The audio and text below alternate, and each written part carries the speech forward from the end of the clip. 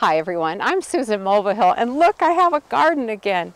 After months of being buried in the snow, it has finally reemerged, and I couldn't be happier.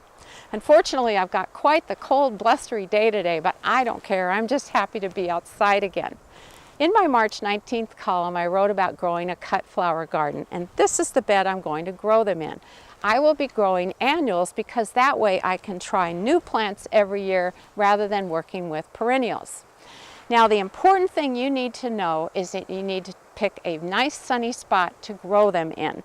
And unfortunately, the soil is too wet for me to work with yet, but I'm just going to leave it be. That's okay. Now, there's three ways that you can grow your annuals. One would be to go to a greenhouse and pick out some lovely plants. And we have wonderful greenhouses in this region, so you have a lot to choose from. You can also grow your plants from seed indoors, and they need about 8 to 10 weeks to develop before you plant them outside, so you want to plant them ASAP. You can also plant some annuals directly in the garden from seed, so be sure to refer to your seed packet to determine which ones those are.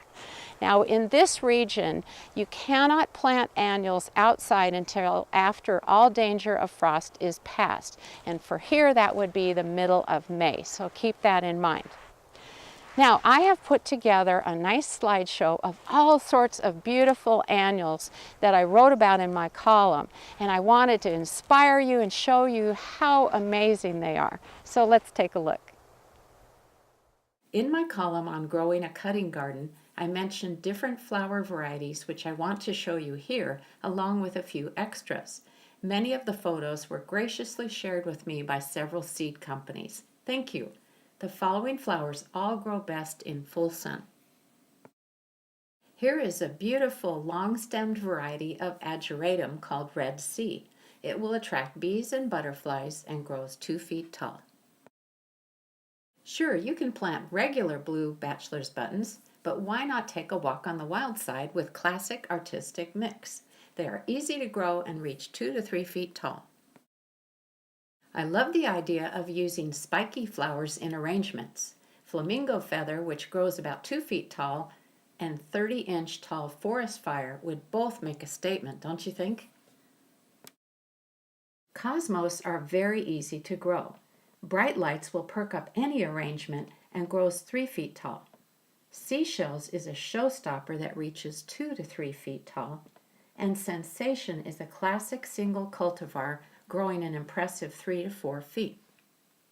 You've probably seen many gorgeous dahlias that have been grown from tubers. Here are 3 lovely ones I've photographed, but this is only the tip of the iceberg. And then there are the bedding plant dahlias such as Unwin's Mix that you can easily find at nurseries in perky colors. I love the little papery round flower heads of globe amaranth, which is also known as gomphrena. Globosa has white and purple flowers, and how about bright red strawberry fields? Wow, they grow up to 2 feet tall.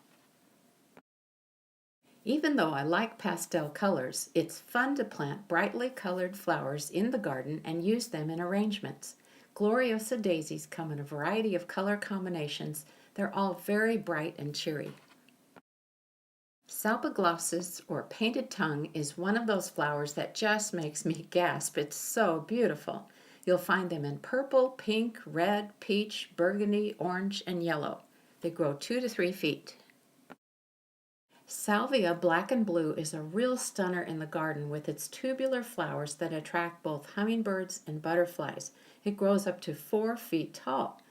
Coral nymph has delectable light peach and dark coral blossoms that also appeal to hummingbirds and butterflies. It grows 2 feet tall. Fairy queen is one you'll often see in plantings with a nice combination of blue and white flowers. They grow 18 inches tall. Victoria blue and blue bedder are very similar in growth habit to it. How do you like these red and cream snapdragons? Aren't they amazing? They grow 18 inches tall. If you're looking for a little more traditional snapdragon, try Tall Deluxe, which grows over 2 feet tall. Statice is known for its papery flowers in pleasing colors. Pacific Mix grows up to 30 inches tall. As I mentioned in my column, I love the spicy clove scent of stocks.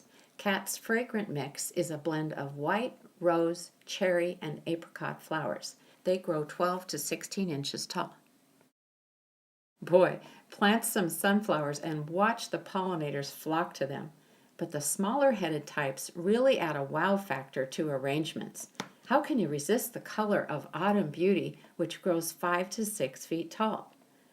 Garnet Star has an interesting bicolor combination and is very prolific. It also grows 5 to 6 feet. I'm growing Peach Passion this summer and can't wait to see the blossoms. Renee's garden describes the color combination of Valentine as, quote, lemon sherbet colored petals around dark chocolate centers, unquote. Yum. They grow 5 feet tall. Van Gogh is a real stunner and grows 5 to 7 feet tall. You can't beat zinnias for being colorful in the garden and wonderful cut flowers. For an attractive zinnia with a mounded growth habit, try Dancing Girls. If you like the unusual, Green Envy or Peppermint Stick are showstoppers. Since I'm a fan of hot colors in the garden, I'm crazy about Persian Carpet, which is a mix of several wonderful color combinations. White Polar Bear is another unusual zinnia, and don't we gardeners love the uncommon stuff? Queen Lime Red is a combination of lime green and a dusty red. I think it'd look great in arrangements. And last but not least, Starlight Rose is a nice blend of rosy red and white. Okay, that's it. I hope this slideshow has given you some fun ideas. Remember, go wild in your selections.